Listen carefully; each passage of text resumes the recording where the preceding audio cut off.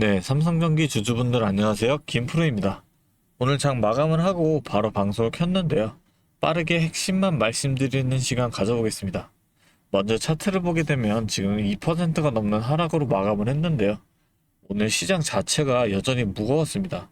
최근 코스피가 14거래일 만에 20% 가까이 빠지면서 2008년에 금융위기 이후 최대급 조정이 나온 상황이고, 오늘도 이 하락세가 완전히 끝난 게 아니었거든요. 여기다가 오늘은 새로 하나 더 얹힌 게 있는데요.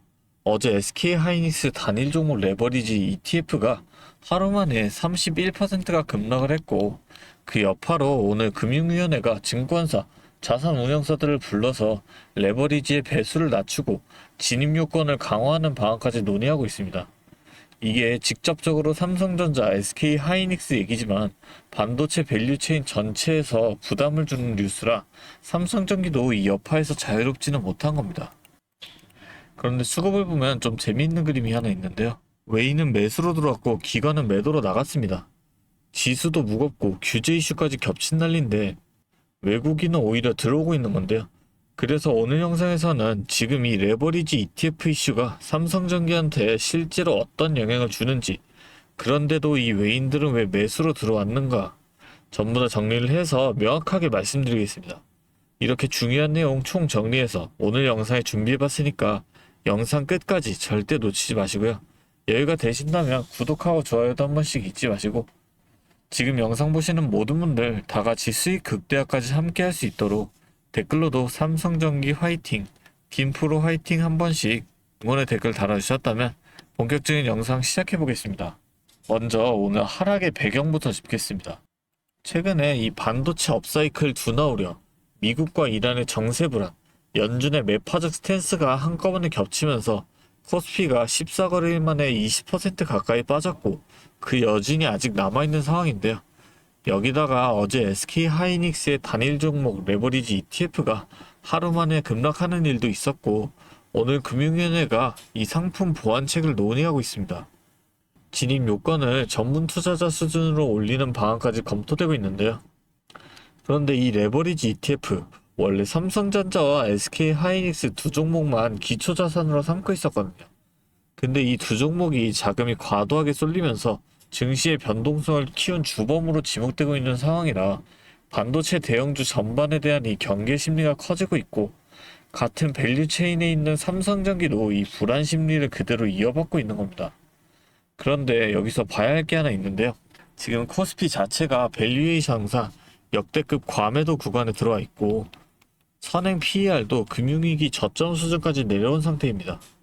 그리고 오늘 이 레버리지 ETF 이슈 잘 보면 삼성전기 자체 사업이나 실적 문제가 아니라 금융상품 구조에 대한 규제 이슈입니다.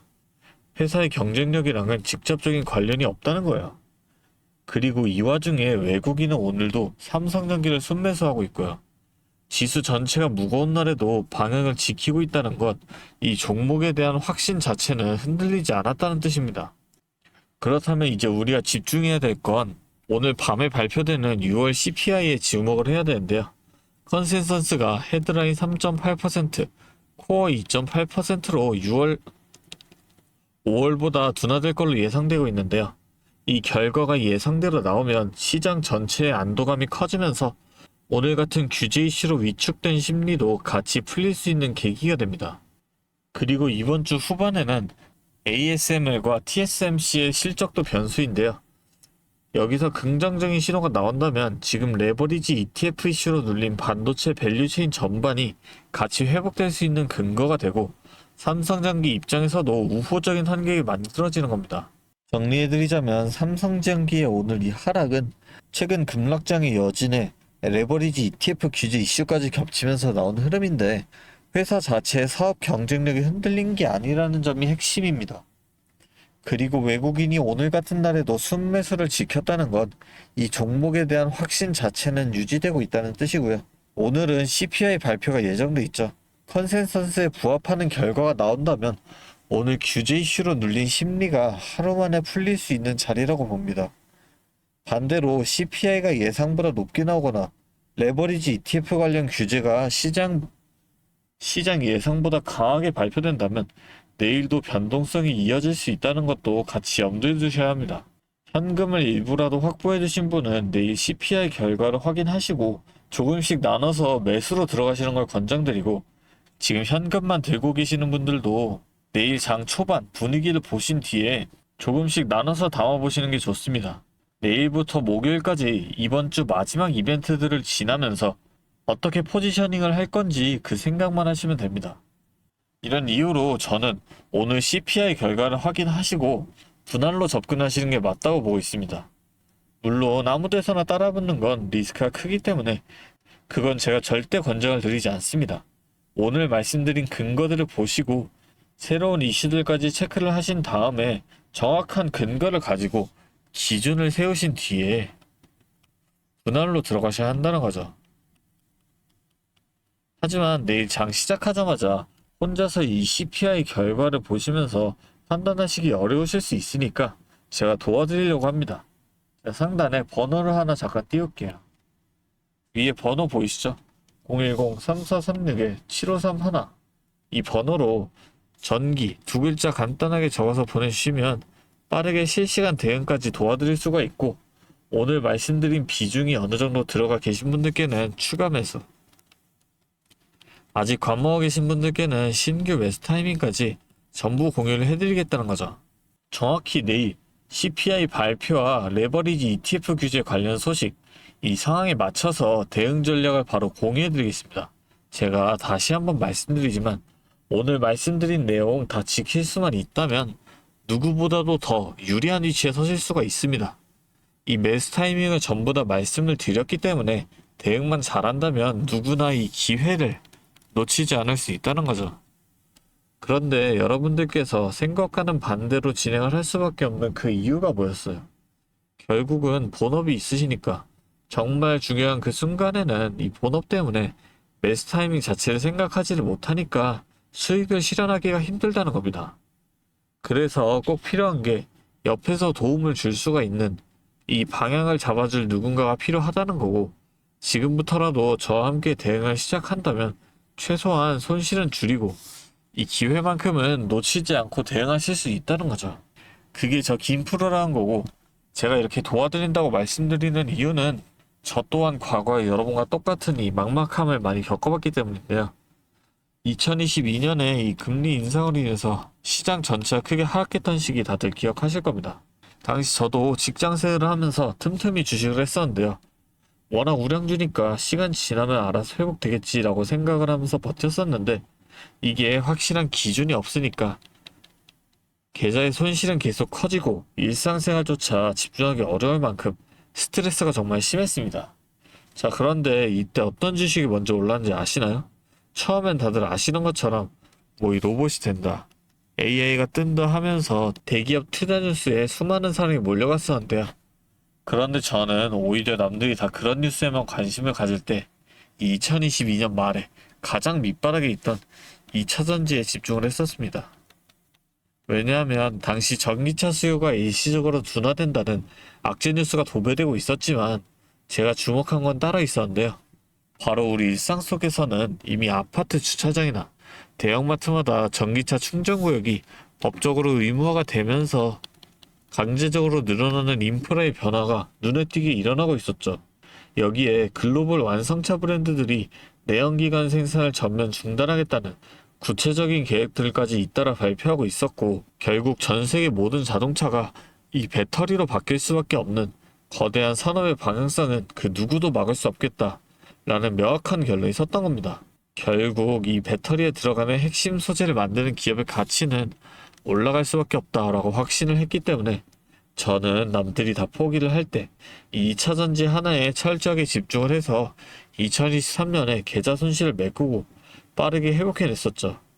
하지만 2차전지가 오른다는 거 알아도 기업마다 들고 있는 이 기술력들이 다 다르고 주가가 흔들리는 이 등락폭도 전부 다 다를 수밖에 없잖아요. 그래서 제가 평소에도 이 기업에 대한 분석과 기업에 대한 가치를 판단을 하고 진입을 하셔야 한다라고 말씀을 드리는 겁니다. 지금 이 영상 보시면서 어떻게 해야 할지 걱정하신 분들의 마음 너무나 잘 압니다. 여러분들만큼은 제가 겪었던 이 시행착오를 좀 피하셨으면 합니다. 마지막으로 지금까지 영상 시청해주신 분들을 위해 특별한 이 선물도 하나 준비해 왔으니까요. 지금까지 영상 봐주신 주주님들만큼은 꼭 놓치지 마시고 이 선물까지 함께 챙겨가셨으면 좋겠습니다. 자, 오늘 제가 준비한 선물은 요즘 굉장히 핫한 이 AI와 관련된 종목인데요. 자, 그런데 이 AI가 사용되는 곳이 굉장히 또 많고 용량도 크다 보니까 전기가 부족해져서 이 전력난이 상당히 심각하다는 겁니다. 이게 어느 정도냐면 이 데이터 센터가 쓰는 전기량이 우리나라 전체 사용량의 2배가 넘는다는 거죠. 그래서 이 데이터 센터 기업들이 가장 먼저 해결해야 하는 숙제가 바로 이 전력난을 해결하는 겁니다. 자, 그런데 이 전력난을 해결하려고 발전소를 더 지으려면 이 10년이 넘는 시간이 걸리는데 당장 내일 전기가 모자란데 10년은 너무 길죠. 그래서 오늘 가져온 게 가상발전소인데요. 이 가상발전소는 정부와 기업도 큰 관심을 보이는 핵심 사업이라는 겁니다. 그러면 이 가상발전소는 뭘까요? 실제로 발전소를 짓는 게 아니라 여기저기 흩어져 있는 전기들을 네트워크로 묶어서 하나의 발전소처럼 통합 관리하는 시스템인데요. 예를 들어서 전기차 배터리에 남은 전기를 전력망에 다시 팔아서 수익을 낼 수도 있는 겁니다. 이런 식으로 전국의 남은 전기들을 AI가 모아서 마치 하나의 거대한 발전소처럼 운영하는 거죠. 사실 지금까지는 전기를 절약해야 한다 이렇게만 생각했잖아요. 그런데 이 조건 자체를 바꿔버린다는 겁니다. 이 발전소를 무작정 지을 수 없다면 있는 전기를 얼마나 효율적으로 쪼개서 쓸 수 있느냐가 핵심이 된 거예요. 이게 바로 이 가상발전소가 앞으로의 시장을 지배할 수밖에 없는 이유가 되는 겁니다. 이미 테슬라에서는 일본에서 가상발전소 사업을 전국으로 확대했고요. 우리나라 정부도 제주도에서 이미 시범 사업을 운영하는 중이죠. 결국에는 이 가상발전소, 즉 VPP 사업이 미래의 핵심 사업으로 자리 잡을 수밖에 없는데요. 제가 이 중에서도 무려 5년 전부터 이 가상발전소를 준비해온 특정 종목 한 가지를 가지고 왔습니다. 이 기업은 다른 경쟁사들이 이제 막 가상발전소 사업에 뛰어들 때 이미 5년 전부터 대기업들과 인프라 구축을 마쳤고 범용성 또한 한 가지에 묶여 있는 게 아니라 아파트, 상가, 공장, 그리고 전기차 충전소까지 서로 다른 에너지를 컨트롤하는 독보적인 통합제어 기술을 이미 갖추고 있다는 겁니다. 다시 말해서 에너지 효율을 뽑아내는 기술력이 시장 평균보다 이미 30% 이상 앞서고 있다는 평가를 받고 있어요. 그렇다면 올해 2026년 분산에너지 특화 사업이 본격화되면 어떻게 될까요? 이 기업의 소프트웨어가 전국에 깔리게 되는 압도적인 점유율을 예상해 볼 수 있겠죠. 그렇다면 우리는 남들보다 한 발 앞서서 이 수익의 길목을 지키고 있어야 큰 수익을 가져간다는 겁니다. 자, 제가 지금 정말 공들여서 분석한 이 종목 정말 궁금하시죠? 지금 화면에 보이시는 이 번호 010-3436-7531로 선물이라고 두 글자 적어서 문자 보내주시면 제가 확인하는 대로 분석한 리포트와 함께 종목명까지 바로 공유해드리도록 하겠습니다. 제가 드리는 이 선물로 우리 구독자분들이 조금 더 여유있고 성공적인 투자 이어나가셨으면 좋겠고요. 지금까지 긴 영상 시청해주셔서 감사합니다. 김프로였습니다.